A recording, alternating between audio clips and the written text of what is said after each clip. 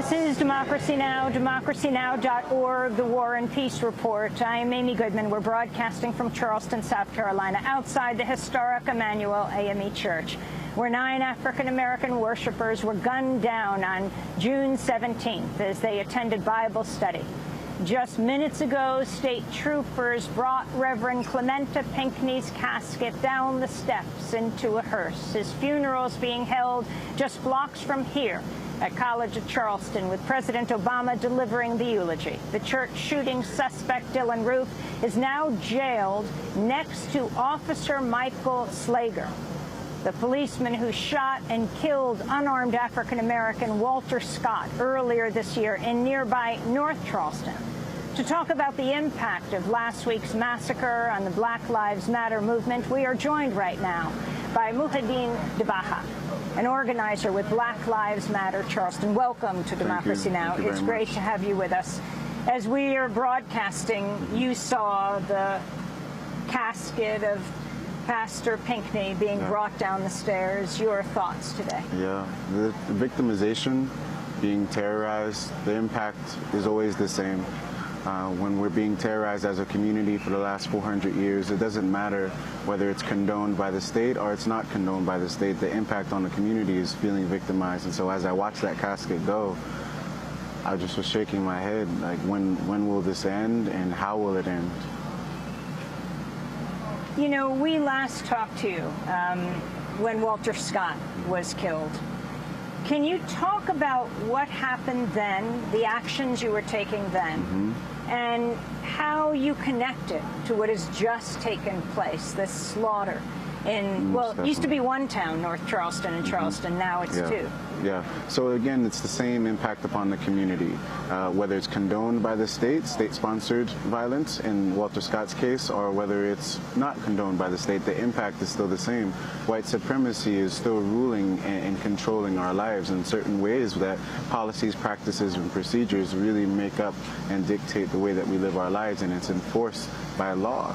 It's enforced and condoned by law, and so even when we get a sense of sitting on the street, the laws, policies, and practices in this town, the way that our schools are organized, the gentrification, it's all controlling the confinement of our lives and the way that we move. And so this is just a continuation of that victimization that's been happening for a very long time, that dehumanization. And your thoughts of Officer Slager, the officer who killed Walter Scott, charged with murder, and Dylan Roof in the same jail. It's a new jail, actually, the Charleston jail. Again, this white supremacy is existing within our social structure and has been here for a very long time. So the impact upon the community is always the same, that they're sitting together. They've always been together. You know, they come from the same ideology. They come from the same soil. And so it's the soil, it's the nutrients here, it's the flag, it's the ideology, it's the symbols that we're really after. I wanted to ask what you thought about, well, a number of monuments have been what the media calls defaced. I think on the Calhoun statue, what did it say? Racist. It says Calhoun, and then it's graffitied racist. And then on the monument, the Confederate monument in Columbia, spray painted the words Black Lives Matter. People have said they have defaced these statues. Would you call it a defacement? Oh, it's more of a bringing into light what really is, and I think that's what we're trying to do with our movement right now and the way that we're our rhetoric. It's re-examining our history and the white supremacist structures in our history and naming them and calling them what they are. So when we talk about the flag, we don't get into agitation of race. We get into talks about abolition and states' rights. We talk about the reality of it. This country is founded upon economic capital developed from free and cheap labor. Now that cheap labor is not used because of technological innovation, we have the prison industrial complex and other ways to subsidize people's living and housing. Again, the impact on the community has not changed. It's still the same exact story. How do you think what has taken place here, the slaughter that happened just over a week ago, the funerals are underway right now, right through the weekend, will affect the Black Lives Matter movement around the country? Most definitely. It's going to ramp it up into another level. It's such an assassination, which it was, of a leader, of somebody else on the ground trying to bring the grassroots energy, trying to bring the agenda of the people into policy, then to be assassinated. We have to be able to change our rhetoric, and we change our discourse and actually get a little more passionate. We can't let another generation grow up under white supremacy enforced by terrorism. Any final words on this day, a really sacred day here? As we are here, the hearse has just driven away with Reverend Pinckney's body. Still, after Reverend Pinckney, there are 6 more victims who will be memorialized. The funerals for over the weekend leading into next week. 2 women were remembered yesterday.